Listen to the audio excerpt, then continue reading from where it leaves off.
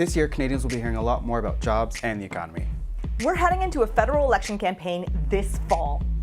Also, we have to worry about misinformation being spread, which is sowing division and confusion amongst the electorate. And there's a new generation of Canadians who will be casting their ballots for the very first time. They'll be joining the largest voting bloc, people born after 1980. We also got two new fairly young leaders, Andrew Scheer with the Conservative Party and Jagmeet Singh with the NDP. Also, there's a new party in the mix, Maxime Bernier's People's Party of Canada.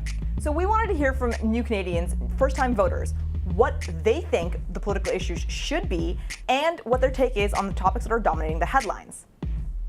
I'm Sophall, a producer with CPAC. And I'm Sangeeta Patel, another producer at CPAC, and this is our new segment of Outburst. We are joined here by Charlie and Cameron. Charlie, you're a journalism student at the U of O, and Cameron, you're a poli-sci student at the U of O. So, Cameron, I know that you're from Oshawa. We've been seeing headlines in the news about the GM plant shutting down.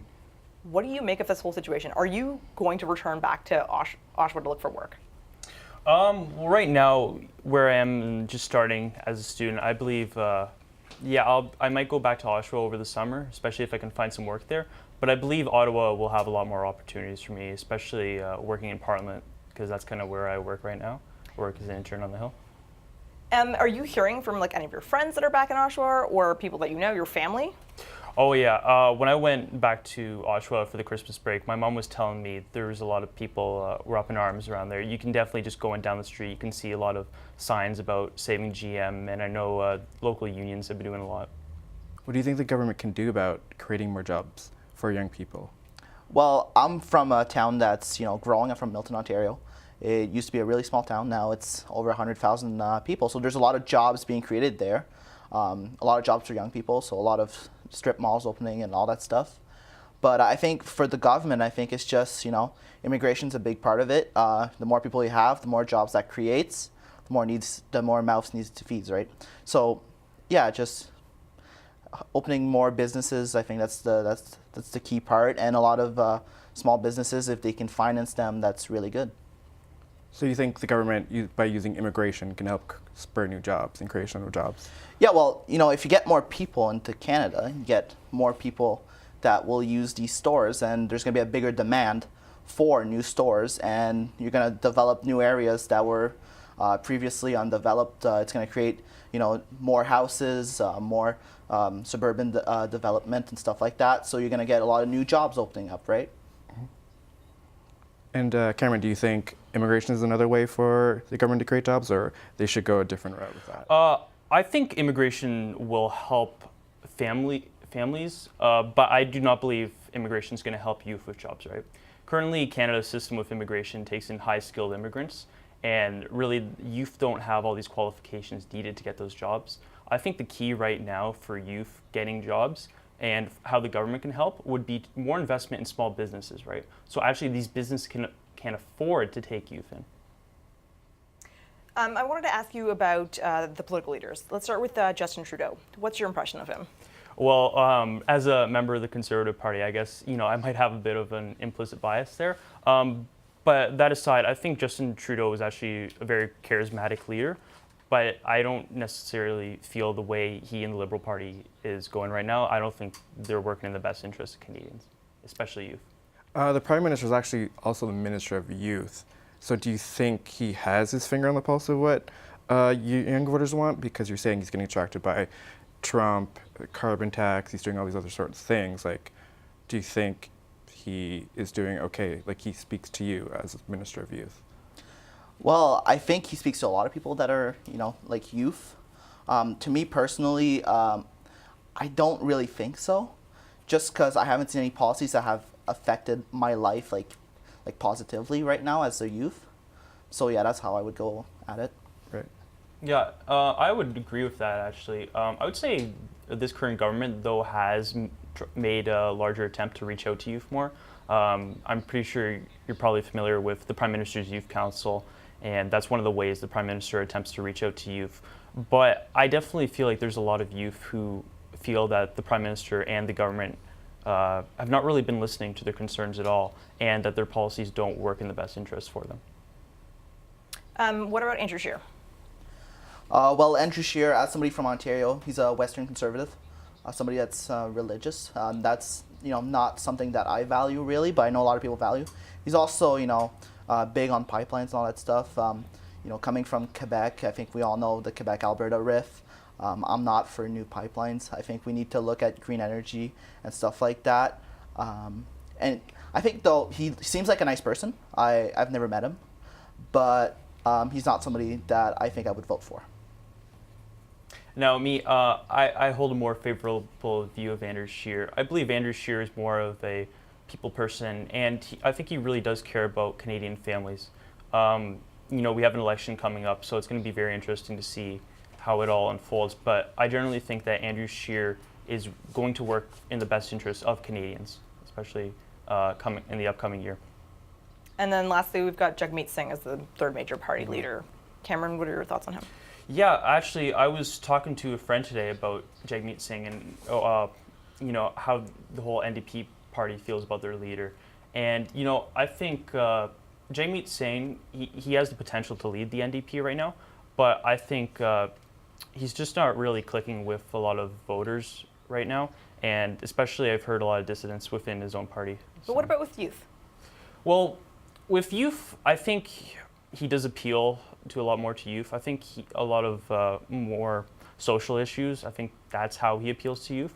But I don't think he really has a big presence in the media as Andrew Scheer or Prime Minister Trudeau has. So I'm not really sure.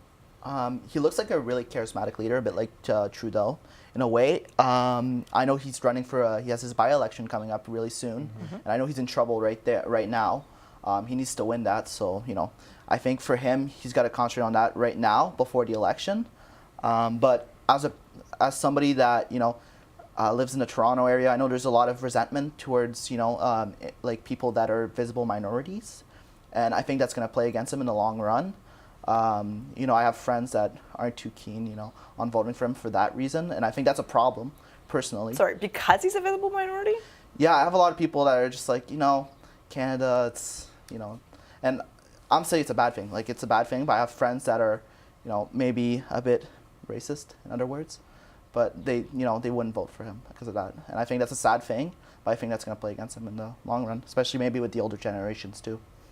So, news media coverage of these leaders, do you think that shapes the view that you guys have of them or your friends have of them? I think so, yeah. Yeah? I think Justin Trudeau gets a lot more coverage than the other two, and I think that's probably going to help him a lot in the long run. I don't know about you. What do you think? Yeah, I definitely believe a lot of people, especially youth, are watching news coverage. I think this generation is more politically informed than a lot previous generations. When they obviously see like scandals in the media involving the Prime Minister Trudeau or politicians, that obviously shapes a lot of youth perspectives of these leaders. So yeah, I definitely think the media is going to impact how you view them, and it does. Now, you talked about Justin Trudeau getting the most dominant headlines. He is leader of government, right? Like, that does make sense that he would get a lot of coverage. Yeah. But what about Andrew Scheer? Well, personally, I haven't seen much about Andrew Scheer, so as somebody that watches, other news channels than maybe CPAC, like for example, CBC, I don't know exactly what his policies are because they don't talk about them. They'll present Andrew Scheer as a critic, but they won't present what he's bringing to the table. They'll just show what he's saying about what the government did, and I think they need to concentrate more on that. And same thing with Jagmeet Singh. Yeah, I agree with that. I feel like a lot of other parties are underrepresented, especially in the media. I think media typically does focus on the government, and rightfully so, because they are the ones in power who are making policy for Canadians. But yeah, I have to agree with that. So when you mention media, like in reference, are you talking about traditional media or social media or all media?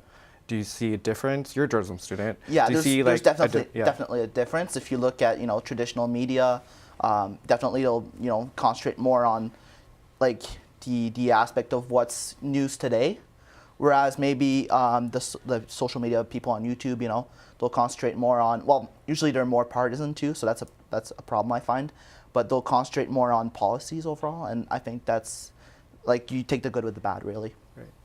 Yeah, I have to agree with that. The way youth are consuming media these days has changed so much in the past. Used to be, you just turn the news on at 6 p.m. and you'd see the news headlines of the day. But now you have the choice to describe what type of news source you want. And I think a lot more youth are engaging in media via social media, especially through, you click on a flashy headline and you get to read about the current story of the day.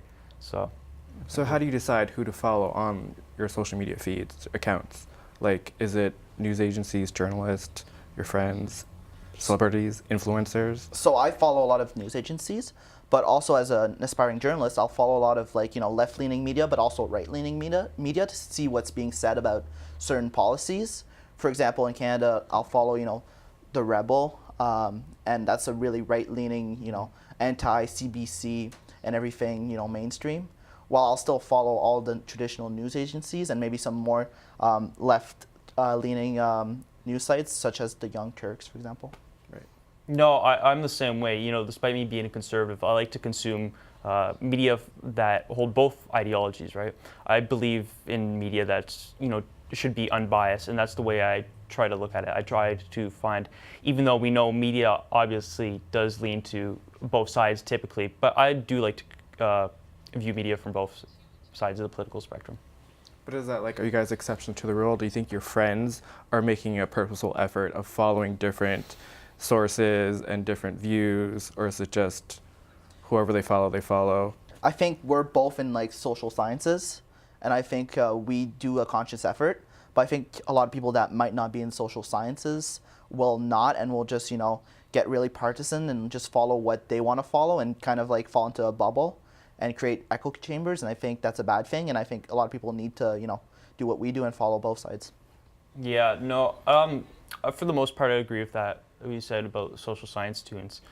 I feel a lot do that, but I also feel there's a large portion of students who just they don't shop around for what media really is. I think they just choose media that typically appeals to them, and they typically just stick with that. They don't look for maybe opposite opinions or anything like that. And I think that does unfortunately kind of shape their opinion if they're only seeing a one-sided view. And I think also it's a lot about time. If you're an engineering student and your main focus is math, science, and stuff like that, you don't have time to go through different news sources to see what people are saying about a certain policy. You just go with what you think is good, and you follow that. That's why social media is so convenient. You can bring it on the go. You just see, like I said, you just click on an article you want, and you can get all your headlines right there for the day. It's different than traditional media where you have to sit down, watch television, and get your headlines for there. Definitely. So this fall, we're heading into a federal election. You guys are both going to be first-time voters. Mm-hmm. Do you think that we'll see a spike in first-time youth voter turnout?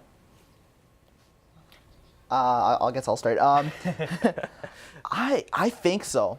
I think there's definitely a lot of young people that want to vote, and you were talking about social media. I think a lot of people are commenting on articles and stuff like that that are young people and just want to get involved and see policies that they don't agree with or they agree with, and they want to support those or oppose those, and they're gonna go I think in mass to vote in the next elections. Absolutely. I think youth are more politically informed more than ever right now. I definitely feel that there is going to be a larger turnout, especially we've seen with the 2016 presidential election in the United States, how that's really captured the attention of so much youth, even here in Canada. So I definitely feel there is going to be a lot more youth voting in this election. So, what's a good way to get out the vote, though? For the youth vote? Yeah. The best way I would say to attract the youth vote is you have to appeal directly to the youth voters. You have government officials, policymakers, they need to, politicians, they need to come out with, they need to appeal directly to youth, and they need to focus on issues that directly matter to them, right? So issues like education, jobs, stuff like that. I think one of the things that Justin Trudeau has been doing really well is going to universities, high schools, doing town halls, getting input from young people, answering their questions. And I think that's how you should form policy, by getting a feel from what the audience is saying and what the youth want. And I think that's something that all politicians should do, no matter what party it is. I think it might be, a bit harder when you're in the opposition to, organize those kinds of things. But still, I think that's a great way to, get in touch with the youth vote. And also, like parties have their traditional apparatus to get people to voting stations, and they also call people and all that stuff. I think that's great. And also, like you said, doing marketing through social media is crucial, in 2019. So unfortunately, that's all the time we have here today, but it was great hearing from you guys. And we hope that you'll keep posting and on social media about all your youth issues and all that stuff. So thank you. Thank you. Bye, thanks.